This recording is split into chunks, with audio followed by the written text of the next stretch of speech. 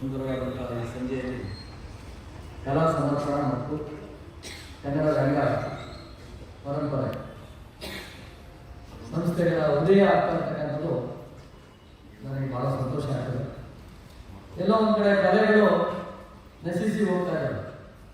ನಶಿಸಿ ಹೋಗುವಂತಹ ಒಂದು ಕಲಾ ಪಾರಂಪರಿಕೆಯನ್ನ ಇವತ್ತು ಉಳಿಸ್ತಕ್ಕಂಥ ಕೆಲಸವನ್ನ ನನ್ನ ಸಹೋದರ ಮೋಹನ್ ಮತ್ತು ಗಂಗಣ್ಣರು ಮಾಡತಕ್ಕಂಥ ಪ್ರಯತ್ನಕ್ಕೆ ನನ್ನ ಶುಭಾಶಯಗಳನ್ನ ಕೋರಿ, ಈಗ ಸುರೇಶ್ ಅವರು ಹೆಚ್ಚಿನ ವಿಷಯಗಳು ಕಲಾವಿದರ ಬಗ್ಗೆ ಕಲಾವಂತರ ಬಗ್ಗೆ ಮಾತಾಡಿದ್ದಾರೆ.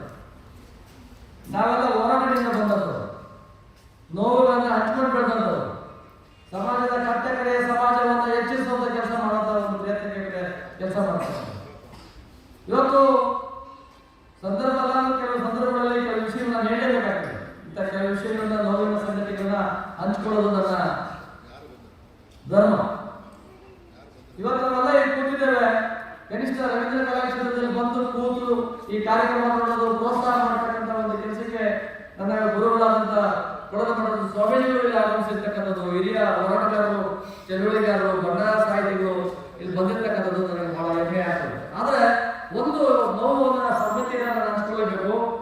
ನಾನೊಬ್ಬ ಪರಿಶಿಷ್ಟ ಜಾತಿಯ ದಲಿತ ಸಮಾಜದಿಂದ ಬಂದಂಥವ್ರು, ಹಳ್ಳಿಯಿಂದ ಬಂದಂಥವ್ರು, ನೋವುಗಳನ್ನು ಅನುಭವಿಸಿದ್ದೇನೆ, ಸಾಕಷ್ಟು ಕಷ್ಟಗಳನ್ನ ನೋಡಿದ್ದೇನೆ, ಬಡತನ ನೋಡಿದ್ದೇನೆ. ನನ್ನ ಮನೆಯಲ್ಲಿ ಮಲಗೋದಕ್ಕೆ ಜಾಗ ಇದೆ ಅಂತ ಸಂದರ್ಭದಲ್ಲಿ ನನ್ನ ತಾಯಿ ಕೊಟ್ಟಂತ ಗೋಣಿ ಚೀಲ ತಗೊಂಡೋಗಿ ಪಕ್ಕದ ಮನೆ ಸಾಧು ಇನ್ನೊಬ್ಬ ಮನೆ ಜಗ್ಲಿ ಮೇಲೆ ಗೋಣಿ ಚೀಲದಲ್ಲಿ ಪೂರ್ತಿ ದೇಹ ಮುರುಕಿ ಮುಖ ಮಾತ್ರ ಆಚೆಟ್ಟು ಮಲಗಿದ್ರು ನೋಡಿದ್ದೇನೆ. ಹೊಟ್ಟೆ ಹಸಿವಿನ ಕಾಲ ಬಂದಾಗ ಎಲ್ಲೋ ಒಂದು ಕಡೆ ಹಂಗೆ ಸೊಪ್ಪು ನಮ್ಮಮ್ಮ ಬೇಯಿಸ್ಬಿಟ್ಟು ಒಂದು ಇಡೀ ಕೊಟ್ಟರೆ ಅಷ್ಟೇ ನಮ್ಮ ಊಟ, ಹುಳ್ಳಿಕಾಳು ಬೇಯಿಸ್ಬಿಟ್ಟು ಒಂದಷ್ಟು ಕೊಟ್ಟರೆ ಅದೇ ನಮ್ಮ ಊಟ ಆಗಿತ್ತು.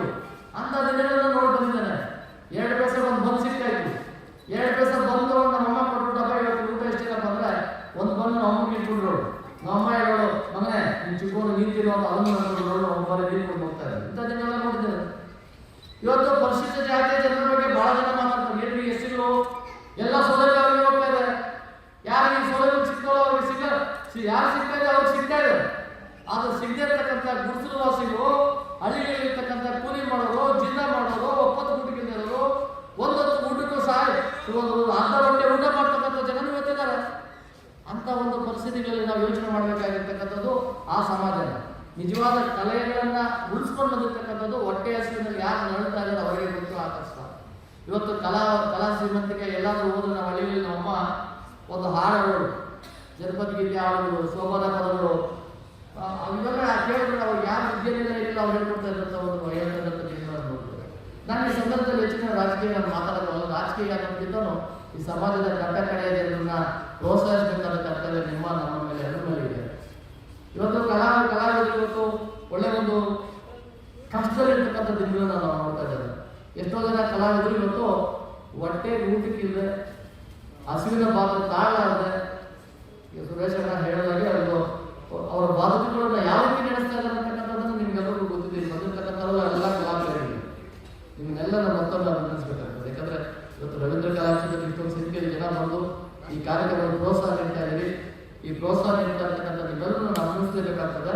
ಜೊತೆಗೆ ಇವತ್ತು ಕಲಾವಿದರು ಇವತ್ತು ಯಾವ ಸ್ಥಿತಿ ತಲುಪಿದ್ದಾರೆ ಅಂದ್ರೆ ಅವ್ರ ಮಕ್ಕಳನ್ನ ಮದುವೆ ಮಾಡೋಕ್ಕಾಗಲ್ಲ, ಅವ್ರ ಮನೆಯಲ್ಲಿ ಏನಾದರೂ ಕಾಯಿಲೆ ಬಂದು ಅವ್ರ ಬಗ್ಗೆ ಯೋಚನೆ ಮಾಡೋಕ್ಕಷ್ಟ ಸಾಮರ್ಥ್ಯ ಇಲ್ಲ. ಇವತ್ತು ಕನ್ನಡ ರಾಜ್ಯೋತ್ಸವ ಬರ್ತದೆ, ಪ್ರಶಸ್ತಿಗಳಿಗೆ ಅರ್ಜಿ ಬರ್ತಾರೆ.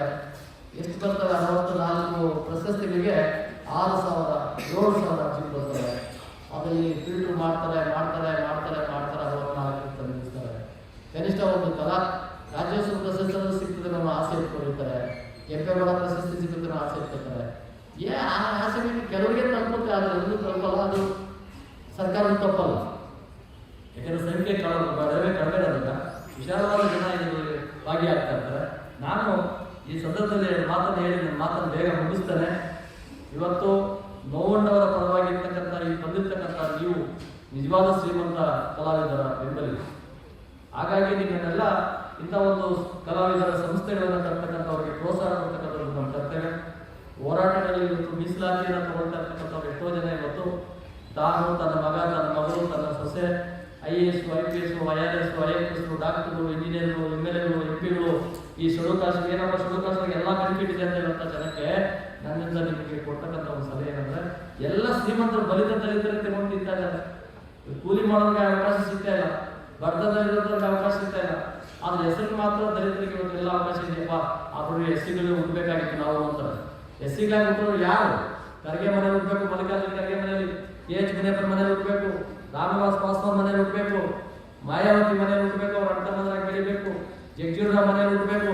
ಇವತ್ತು IAS IPS IRS ಕೆಲವು ಹೆಸರು ಮಾತ್ರ ಹೇಳಿದೀನಿ, ಇನ್ನೂ ಬಹಳ ಇದ್ದಾರೆ. ನಾನು ಪುಸ್ತಕನೂ ಬರ್ದಿದ್ದೀನಿ, ಬಲಿತ ದಲಿತರ ಕುರಿತ ನನ್ನ ಜನ ಅನಾಥ ಅಂತ. ನನ್ನ ಬಂಡಾಯ ಸಾಹಿತ್ಯವಾಗಿರ್ತಕ್ಕಂಥ ಜಗನ್ನಾಥನ್ ಅವರಿಗೆ ನನ್ನ ಪುಸ್ತಕ ಕೊಟ್ಟಿದ್ದೇನೆ. ಅವರ ಪುಸ್ತಕ ಓದ್ಬೇಕಂತ ಹೇಳಿ ಅವರಿಗೆ ಕೊಟ್ಟಿದ್ದೀನಿ. ಯಾಕಂದ್ರೆ ಎಲ್ಲ ನಾನು ಮಾತಾಡ್ತಾರೆ, ನಾನು BJP ಇರೋದ್ರಿಂದ BJP ರಾಷ್ಟ್ರೀಯ ಪ್ರಧಾನ ಕಾರ್ಯದರ್ಶಿ. 10 ರಾಜ್ಯಗಳ ಉಸ್ತುವಾರಿ ನಾನು. ಇವತ್ತು 10 ರಾಜ್ಯಗಳ ಉಸ್ತುವಾರಿ ರಾಷ್ಟ್ರೀಯ ಪ್ರಧಾನ ಕಾರ್ಯದರ್ಶಿ BJP ಇದ್ದೀನಿ. ನನ್ನೆಲ್ಲ ಹೇಳೋದಂದ್ರೆ ಚಿನ್ನಾರಾಮ BJP ಹೋಗ್ಬಿಟ್ರು, ಮನುವಾದಿ, ಕೋಮುವಾದಿ, ಜಾತಿವಾದಿ, RSS, BJP ಸೇರ್ಕೊಂಡ್ಬಿಟ್ರು ಅನ್ನೋ ಲೆಕ್ಕಾಚಾರದಲ್ಲಿ ನನ್ನ ಟೀಕೆ ಮಾಡೋದು ಬಹಳ ಜನ ಇದೆ. ಆದರೆ ನನ್ನ ಟೀಕೆ ಅದೆಲ್ಲ ಮುಖ್ಯ ಅಲ್ಲ. ನೊಂದೊಂದರ ಜನರ ಪರವಾಗಿ ಧ್ವನಿಯಂತಹ ಕೆಲಸಗಳನ್ನ ಮಾಡಬೇಕಂತ ಕೆಲಸ ಇದೆ. ಇವತ್ತು ಏನು ಕಲಾ ಸಮರ್ಪಣಾ ಸಂಸ್ಥೆ ಮತ್ತು ಕನ್ನಡ ರಂಗ ಪರಂಪರೆ ಇವತ್ತು ಉದ್ಘಾಟನೆ ಆಗ್ತಾ ಇದೆ.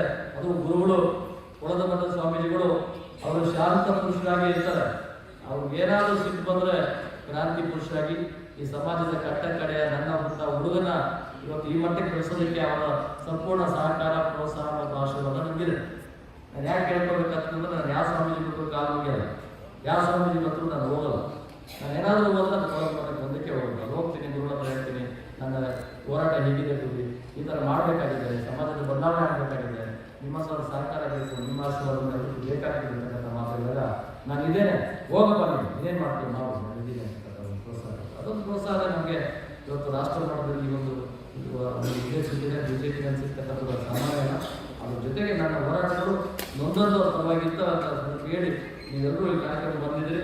ನಿಮ್ಮೆಲ್ಲರಿಗೂ ನನ್ನ ಮತ್ತೆ ಅಭಿನಯಿಸಿ ವೇದಿಕೆ ಬಂದಿರ್ತಕ್ಕಂಥ ಪ್ರತಿಯೊಬ್ಬರಿಗೂ ಮತ್ತೊಂದು ಸಾರಿ ಅಭಿನಯಿಸಿ ಈ ಕಾರ್ಯಕ್ರಮ ಯಶಸ್ವಿಯಾಗಲಿ, ಈ ಒಂದು ಸಂಸ್ಥೆ ಇನ್ನಷ್ಟು ಯಶಸ್ವಿಯಾಗಿ ಬೆಳೆಯಲಿ, ಈ ಬೇಕಾದಂಥ